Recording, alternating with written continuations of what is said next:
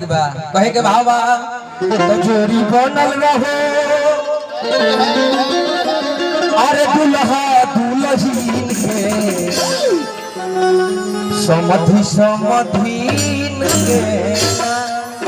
कहे के भावा तो जोड़ी बनल रहो दुल्हा दुल्हीन के समधि समधीन के ना जोड़ी बनल रहो दुल्हा दुल्हीन के समधि समधीन के ना दुल्हा दुल्हीन के हो समधि समधीन के दुल्हा दुल्हीन के हो समधि समधीन के जोड़ी बनल रहो दुल्हा दुल्हीन के समधि समधीन के ना जोड़ी बनल रहो दुल्हा दुल्हीन के समधि समधीन के ना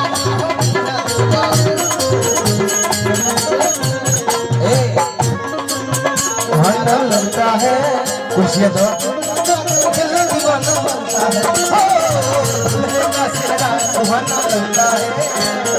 दुल्हा तो दिल दीवाना लगता है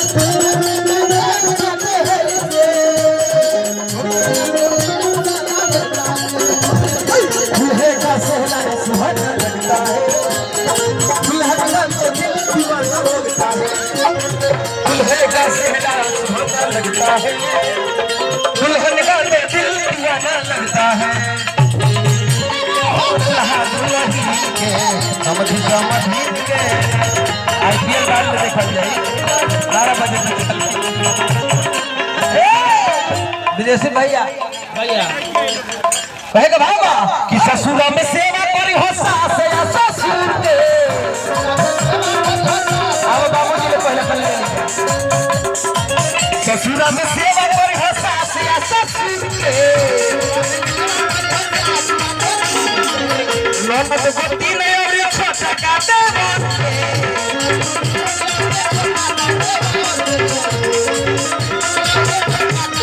वही का बाबा लागर है बाबा ससुरा में सेवा करी सास या ससुर के ससुरा में सेवा करी सास या ससुर के नौबत गति में और छोटा काटे कुछ हो खाली ना जाए राजा रोज रोज लड़का के बियाह ना होई हम रोज रोज थोड़े गावे आई तो जो हम काहे दुल्हन दुल्हन के समझी समझी के छोड़ना देती जोड़ी बनल रहो दुल्हा दुल्हीन के समधि समधीन के ना अब मेरे भाई चले जाए जोड़ी बनल रहो दुल्हा दुल्हीन के समधि समधीन के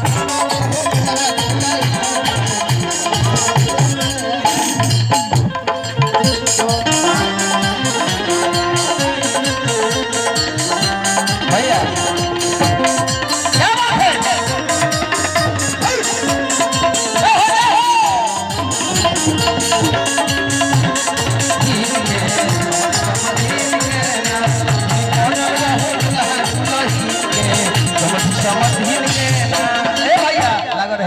काहे रोरे सबके मिली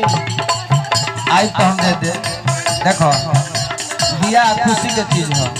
एकरा में बरियारी ना करे जौने मिले खुशी से लो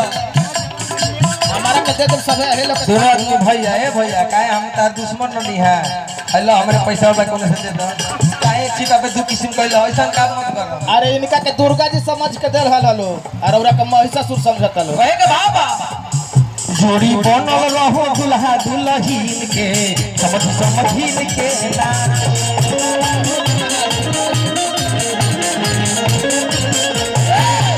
समधि समधीन के हो दुल्हा दुल्हीन के समधि समधीन के हो दुल्हा दुल्हीन के जोड़ी बनल रहे दुल्हा दुल्हीन के समधि समझिन के ना रावा वंश के जो भैया के नाम ई बनल रहो दुल्हा दुल्ही के समझ का डूब में ले लो अच्छा ले लो भाई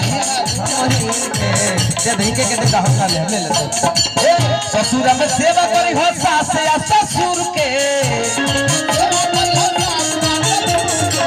ससुर में सेवा करी हो सास या ससुर के चलो जब और कोई लिखे यही तरह फुलवारी लाल हाथ चलो पैसा मिल देता काम हो कहे के भाव बा ओ और चिन्हा देवे कोई भैया लगेला भैया